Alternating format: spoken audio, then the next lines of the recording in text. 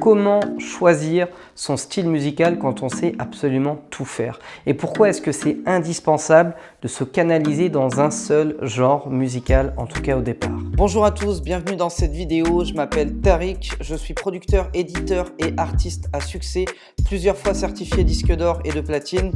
Et aujourd'hui, j'aide des artistes et des producteurs indépendants à vivre de leur musique. Avant de répondre à la question, je vous invite à cliquer sur le bouton s'abonner pour rejoindre plusieurs milliers d'artistes et de producteurs indépendants qui mènent le même combat que vous. Aujourd'hui, je vais répondre à la question qu'on m'a posée qui me dit « Ok, moi je suis un artiste, je sais faire un peu tout. Je sais faire du raga, du dancehall, du rap, du R&B, de la pop, de la variété, un petit peu tous les styles. Comment faire pour choisir mon style ? Et pourquoi est-ce que je devrais choisir un style et pas faire un petit peu tout ce que j'aime ?» J'ai envie de vous raconter une histoire. Il y a quelques années de ça, j'ai été pour la première fois de ma vie à Hong Kong. J'ai kiffé cette ville d'ailleurs. Et un de mes amis là-bas en local m'a emmené faire de la pêche. Et il m'a emmené 5-6 jours de suite au même endroit. Et puis à un moment donné, je lui dis « Mais pourquoi tu vas si loin et pourquoi tu vas là tout le temps? Il n'y a pas d'autres endroits où on pourra aller pêcher ?» Il éclate de rire. Et je lui demande pourquoi il se marre. Il me dit « Je vais là parce que c'est là qu'il y a le poisson. » Et là, je me suis retrouvé con. Et je me suis dit, putain, mais c'est pas con ce qu'il dit. C'est vrai. Pourquoi aller à l'autre bout là-bas alors que le poisson est là? Pourquoi aller juste à côté de chez soi alors que le poisson est là? Pourquoi aller plus loin alors que le poisson est là? Il avait tout à fait raison. Et puis, bien des années plus tard, je tombe sur un film, je ne sais plus quel film exactement, où à un moment donné, tu as un braqueur de banque qui se fait serrer par un flic et le flic lui dit « Monsieur, pourquoi est-ce que vous avez braqué cette banque ?» Puis le braqueur, il dit « C'est dans cette banque-là qu'il y avait tout le pognon. Moi, je voulais l'argent, c'était là-bas, donc j'ai été là-bas. » Et réplique très conne, et ça a fait écho avec moi. Et je me suis dit, mais en fait, c'est exactement ça. Ils ont tout compris. Tu vas où se trouvent les gains que tu vises. Tu veux du poisson, tu vas là où il y a du poisson. Tu veux du cash, tu vas là où il y a du cash. Tu veux du succès, tu vas là où tu peux potentiellement avoir le plus de succès. Donc pourquoi est-ce qu'il faut choisir un positionnement quand on est artiste? Je sais que c'est pas facile quand tu sais faire plein de styles différents. Pourquoi est-ce que tu ferais pas chanteur d'opéra alors que tu sais le faire? Et pourquoi est-ce que tu ferais pas chanteur de reggae alors que tu sais le faire? Au final, si tu peux faire les deux, pourquoi pas faire les deux? Parce que la première question que tu dois te poser, c'est dans quelle direction est-ce que je vais avoir le plus de retour sur investissement? Dans quelle direction est-ce que le plus vite possible, je vais être capable de vivre de ma musique, de me tranquilliser là-dessus et de pouvoir avoir des gains qui me permettent d'investir dans mon développement? Si c'est dans la musique d'opéra, fais de la musique d'opéra. Si c'est dans le reggae, fais du reggae. Mais l'idée, c'est que tant que tu ne te poses pas cette question-là, j'avoue, tu n'as aucune motivation à partir dans un style plutôt que dans un autre. Donc, il faut forcément se poser la question du positionnement. Et puis la deuxième question qui se vient immédiatement derrière, c'est ok, je choisis mon positionnement par rapport à ma capacité à réussir dans ce positionnement.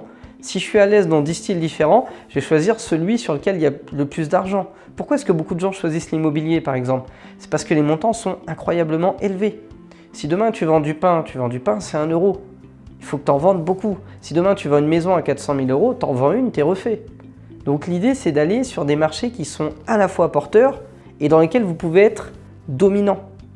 Donc si on prend actuellement la tendance au moment où je tourne cette vidéo, c'est l'urbain en France, si tu sais faire de l'urbain et que tu sais faire de la variété française, tu auras peut-être plus intérêt à faire de l'urbain aujourd'hui parce que le marché est plus gros.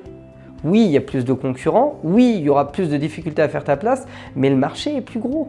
Ça veut dire que si ton positionnement est clair et que tu amènes une approche novatrice sur ce marché-là, tu ne vas pas devoir prendre une part du gâteau. Grâce à ce que tu vas amener, le gâteau va grossir. Donc ta part à toi, même si elle est infime, elle sera toujours beaucoup plus grosse que si tu te contentes de rentrer sur un marché où tu dois te battre pour gratter des places. Je ne sais pas si j'ai été clair là-dessus, je vais réitérer. Au lieu d'aller sur un marché de 10 000 fans, mieux vaut aller sur un marché de 100 000 fans et amener une vision nouvelle. Parce que si tu amènes une vision nouvelle sur un marché de 100 000 fans, c'est pas un fragment de ces 100 000 fans qui va s'intéresser à toi. C'est 100 000 fans qui vont découvrir ce que tu fais et qui vont en amener peut-être 500 000 de plus. Et le meilleur exemple pour ça, si on reste dans l'urbain, c'est Eminem. Eminem a amené au rap US un truc incroyable. C'est qu'avant, le rap, c'était pour les blacks. Aux États-Unis, historiquement, c'était ça. C'était essentiellement les blacks et un petit peu les latinos. Quand Eminem est arrivé, des milliers de blancs se sont mis à écouter. Et surtout, pas que des blancs du ghetto. des blancs des quartiers riches, des blancs des banlieues de classe moyenne.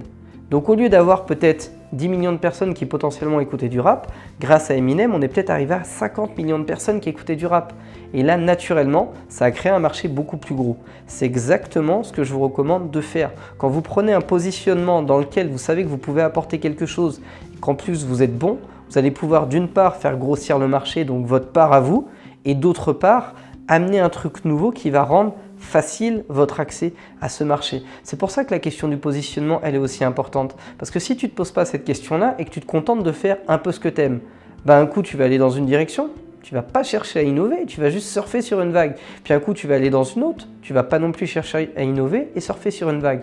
Alors sur un marché où il y a 10 artistes pour 100 places, c'est facile, chacun fait ce qu'il veut. C'est ce qui s'est passé dans les années 70 ou 80. C'était l'Eldorado. Mais sur un marché où il y a 10 places et où on est 10 000 à vouloir ces 10 places, ça ne marche pas. Et c'est pour ça que très souvent, on en connaît tous, tu peux dire « Ah mais il y a un tel, tu vois, c'est un artiste, il a un talent incroyable, je ne comprends pas pourquoi il n'a pas percé. Vraiment, je ne comprends pas. Il avait tout ce qu'il faut. Je ne sais pas ce qui s'est passé. » Eh bien, il a juste manqué de ça, d'un meilleur positionnement et d'amener de l'innovation sur le marché en question sur lequel il allait se positionner. Mais comme il ne s'est jamais positionné, il n'a jamais pu innover et comme il n'a jamais pu innover, il n'a jamais pu prendre d'assaut le marché, le public et du coup le conquérir. J'espère que cette vidéo va vous apporter quelques éléments de réponse. Si jamais ça vous a paru flou, sachez que dans la formation PIS, on a tout un module dédié, le module 12 en stratégie marketing avancée et on développe ça dans un module de formation qui dure plus d'1 heure qui s'appelle la stratégie Océan Bleu. Donc pour tous ceux qui seraient intéressés par la formation PIS, je vous ai laissé un lien dans la description de cette vidéo. N'hésitez pas à aller le regarder. Et si jamais vous avez appris des choses ou que ça vous a ouvert un champ des possibles, n'hésitez pas à me lâcher un gros like, à vous abonner à la chaîne YouTube Producteur à Succès, à repartager cette vidéo à un maximum d'artistes ou de producteurs que ça pourrait inspirer. Et surtout, le plus important, accordez-vous du temps pour vous poser les bonnes questions en termes de positionnement et sur ce que vous pouvez apporter de nouveau, d'innovant au marché sur lequel vous allez vous positionner. Merci à tous, déchirez tout et je vous dis ciao ciao.